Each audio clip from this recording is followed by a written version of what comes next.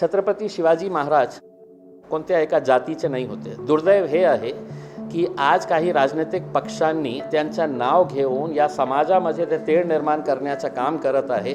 ते खऱ्या अर्थाने छत्रपती शिवाजी महाराजांना त्यांची ओळख झालेलीच नाही आहे.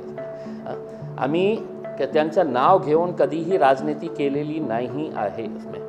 आणि जे लोक त्यांचं नाव वापरून जाती धर्मा समाजामध्ये तेढ निर्माण करण्याचं काम करत आहे, ते एकदा छत्रपती शिवाजी महाराज कोण होते ते एकदा वाचून बघा.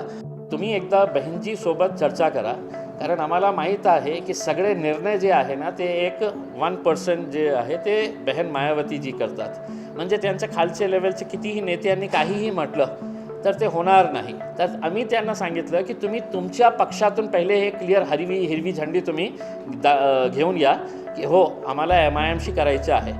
आम्ही एका मिनटामध्ये त्यांच्यासोबत जायला तैयार आहे. एका मिनटामध्ये. नागपुर आने का मकसद यही है कि एक बड़ा कार्यक्रम रखा गया है, एक महिलाओं का मेड़ावा है और साथ ही साथ पार्टी के जो विदर्भा का यूनिट है कुछ पक्ष प्रवेश का कार्यक्रम रखा गया है. अब आपको मालूम है कि कुछ महीनों के बाद ही इलेक्शन आने वाले हैं और तमाम राजनीतिक पार्टियां अपनी तौर के ऊपर पूरी ताकत के साथ जुटी हुई है. हम भी अलग अलग इलाक़ों के दौरे कर रहे हैं और पार्टी को मजबूत करके आने वाले वक्त के अंदर हम कहां से कितनी सीटें लड़ा सकते हैं इसका जायज़ा लेने के लिए भी हम घूम रहे हैं. तो विदर्भा का आज के दिन पूरी रिपोर्ट ली जाएगी और फिर ये फ़ैसला 2 दिन के बाद 9 तारीख़ के दिन बैरिस्टर असदुद्दीन अवैसी साहब औरंगाबाद आने वाले हैं. वहाँ पे हम लोग इनिशियल तौर के ऊपर हमारे फॉर्म डिस्ट्रीब्यूशन के काम की शुरुआत होने वाली है. माझा एक सवाल आहे, आपला वोट बँक वाढलेला आहे, कार्य वाढलेला आहे, तर बहनजी मायावती BSP पार्टीसोबत आपण अलायन्स करणार आहे का? आता त्यांच्या काही महिन्यापूर्वी त्यांचे महाराष्ट्राचे काही नेते होते ते माझ्याकडे आले होते आणि आम्ही पॉझिटिव्हली त्यांना सांगितलं होतं की तुम्ही एकदा बहीणजीसोबत चर्चा करा, कारण आम्हाला माहीत आहे की सगळे निर्णय जे आहे ना ते एक 1% जे आहे ते बहन मायावतीजी करतात. म्हणजे त्यांच्या खालचे लेवलचे कितीही नेत्यांनी काहीही म्हटलं तर ते होणार नाही. तर आम्ही त्यांना सांगितलं की तुम्ही तुमच्या पक्षातून पहिले हे क्लिअर हिरवी झंडी तुम्ही घेऊन या कि हो आम्हाला MIMशी करायचं आहे. आम्ही एका मिनटामध्ये त्यांच्यासोबत जायला तैयार आहे. एका मिनटामध्ये.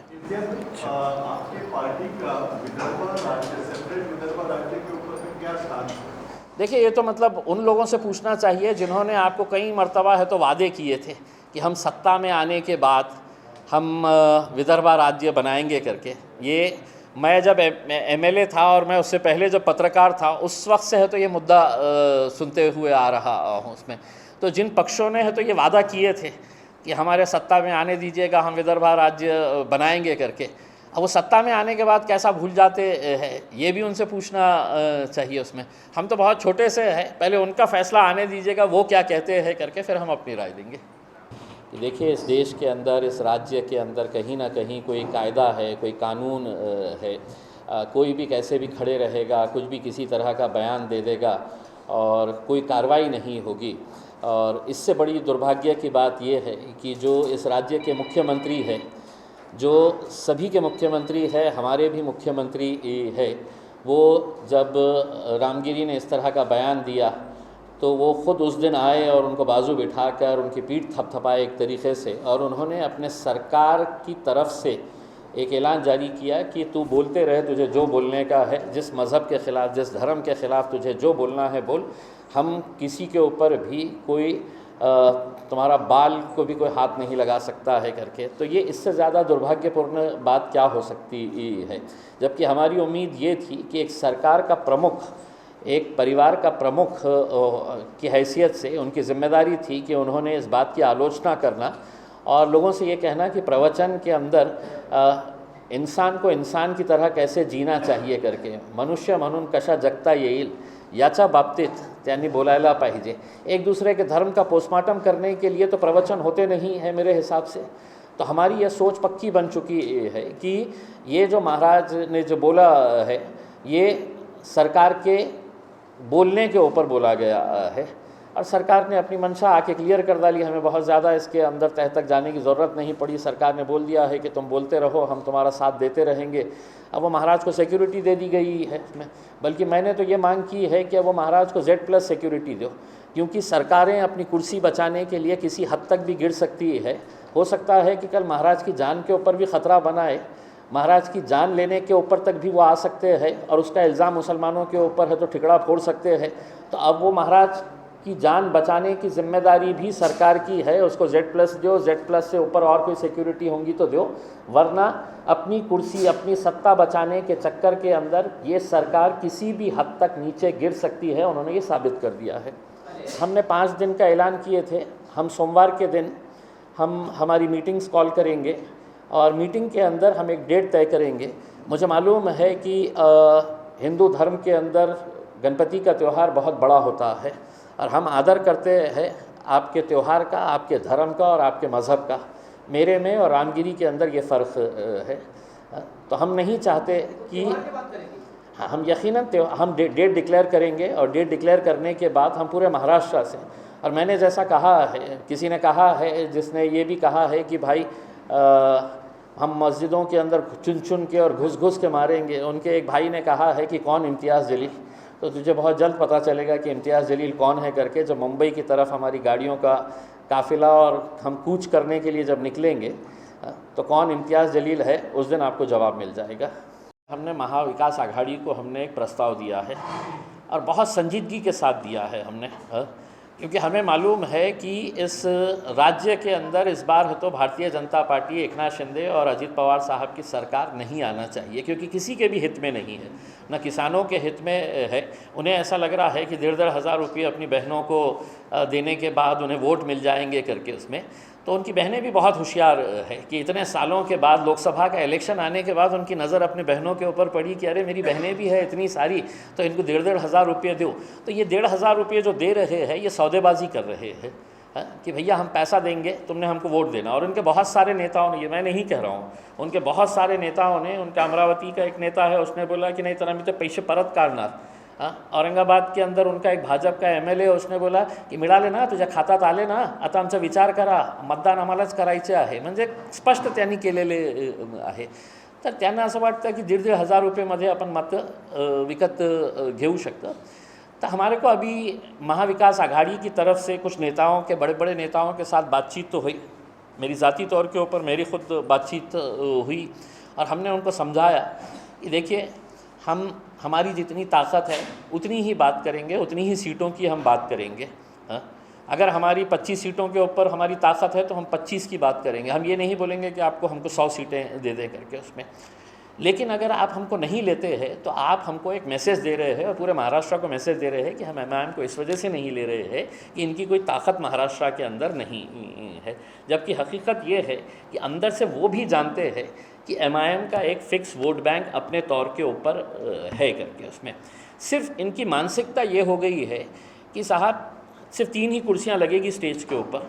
एक के ऊपर उद्धव ठाकरे साहब बैठेंगे, दूसरे शरद पवार साहब बैठेंगे, और तीसरे पे नाना पटोले बैठेगा। मैंने बोला हूँ कि नहीं, अब चौथी कुर्सी भी लगेंगी और उस पर इम्तियाज़ जलील भी बैठेगा करके।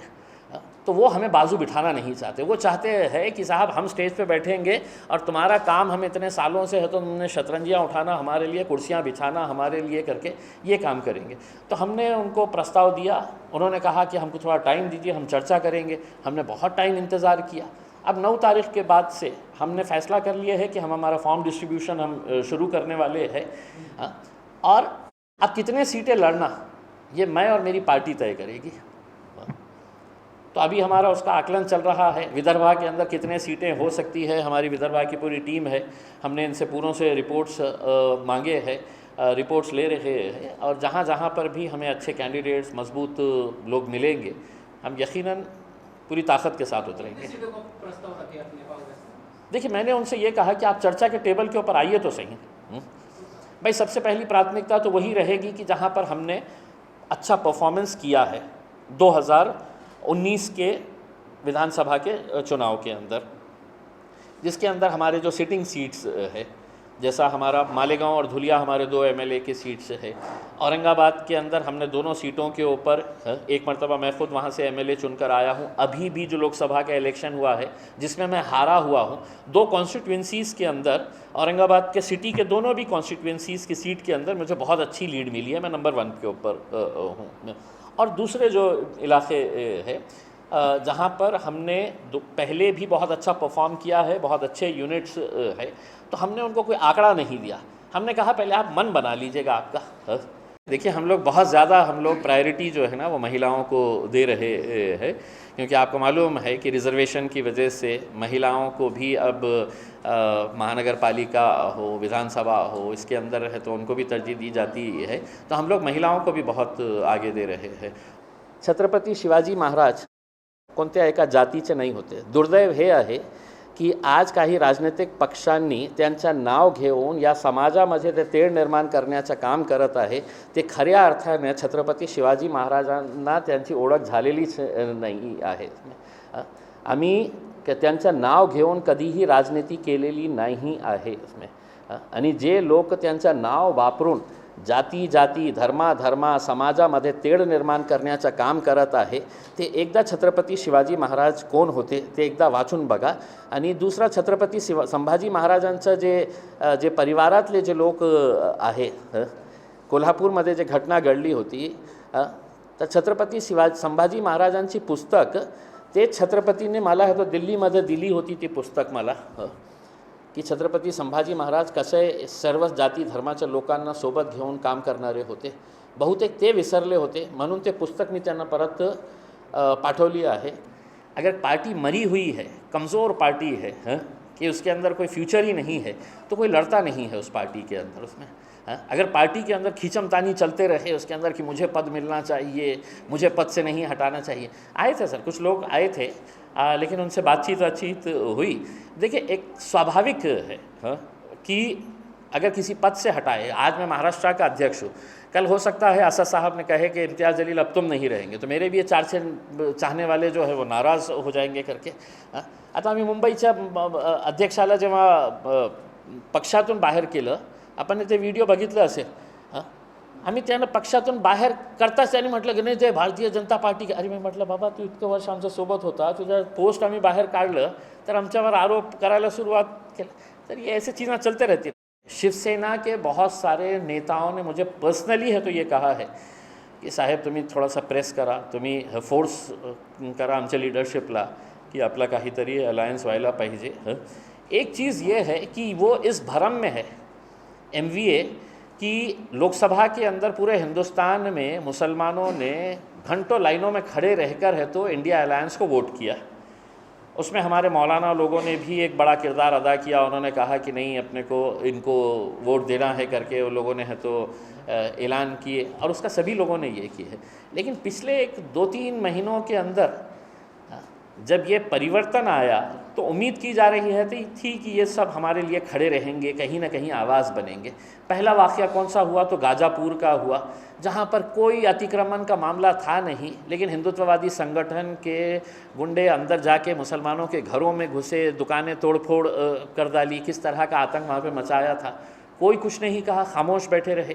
फिर लोकसभा के अंदर जब वक्फ का अमेंडमेंट का बिल आया गया है तो 12 MP शिवसेना के, जिसको मुसलमानों ने वोट देकर है तो चुनकर वहाँ पर भेजा, तो वो धीरे से है तो खिसक लिए बाहर कि हमने अगर यहाँ पे अपोज किया तो हमारे हिंदू भाई हमसे पूछेंगे कि तुम्ही काय मुसलमान झालेले आहे का करके। ये बेचारों की व्यथा थी तो बेचारे बाहर निकल गए। फिर मुंबई के अंदर जब ये विधान परिषद का इलेक्शन आया उसमें कम से कम एक मुस्लिम था, वजाहत कांग्रेस पार्टी का था, तो आप वहाँ से भी है तो उनको बाहर कर डाले। आज महाराष्ट्र के अंदर है तो मुस्लिम मुक्त विधान परिषद आपने कर डाले है करके। यानी कि आपको सिर्फ वोट चाहिए। भाई छत्रपति शिवाजी महाराज का पुतला गिरा, हमने भी उसकी निंदा की, हमने भी इंक्वायरी की मांग की कि साहब ये पैसा गया कहाँ करके उसमें। तो पूरे के पूरे महाविकास आघाड़ी के नेता जो है वो सड़क के ऊपर आ गए कि हम आंदोलन करेंगे करके।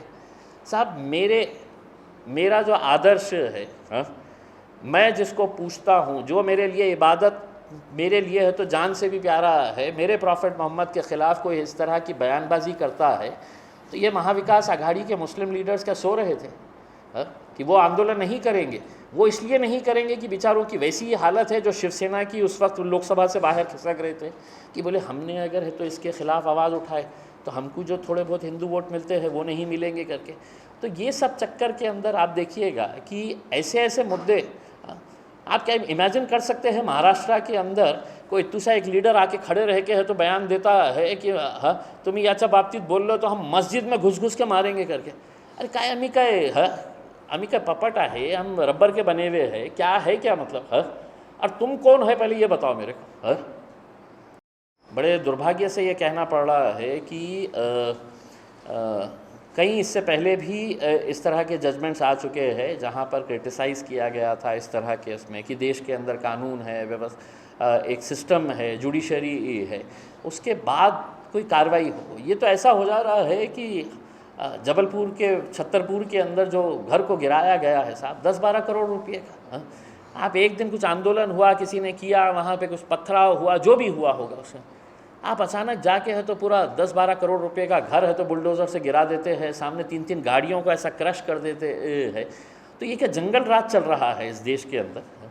और सुप्रीम कोर्ट ने कहा है, लेकिन क्या ये लोग अदालत को मानने वाले हैं? ये लोगों ने तो ये कहा है कि अदालत बंद कर डालो, पुलिस स्टेशंस बंद कर डालो, अब पूरा राज जो है वो हमारा है और हम हमारे हिसाब से कार्रवाई करेंगे करके।